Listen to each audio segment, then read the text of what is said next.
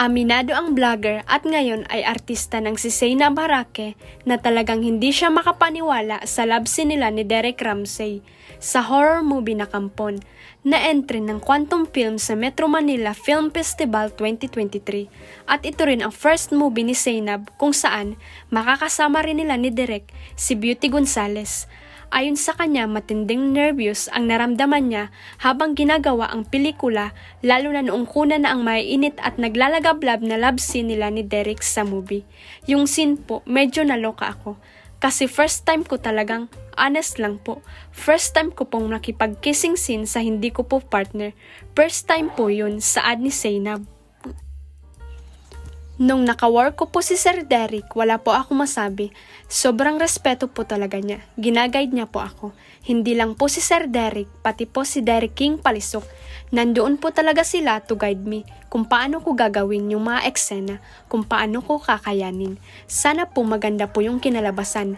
Dagdag niya, pero bakit nga ba siya naloka sa pinagagawa nila ni Derek sa Kampon? Kasi po yung karakter ni Loretta, ang layo po nun sa Zainab eh. So kailangan pong makita yung ekspresyon ni Loretta dun habang ginagawa yun. So yun po talaga yung pinakaunang tinatako sa isip ko habang ginagawa yung eksena na yun, kaya medyo naloka ko. Tapos nung nakita ko siya sa screen, nung napanood ko na very light, dun ako naloka, shit, sabi ko, ako talaga to, sabi ni Zainab. Parang Ann Curtis, mga ganong level yung mga napapanood ko with Sir Derek Ramsey. Tapos isa ako sa mga nabigyan ng mga pagkakataong magawa yung mga ganon. Di ko alam kung good ba yun or bad or nakakatawa. Pero nailaban naman po. Kaya po abangan nyo. Grabe yung ginawa ko dito. Kaya sana panoorin nyo.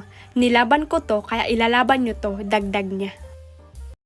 Si attorney. Actually, ako po ang dapat nagpapasalamat sa kanila ng bonggang-bongga dahil napakaswerte ko po at isa po ako sa mga ginusto po nilang makatrabaho sa proyekto nila and blessing po talaga siya sa akin eh.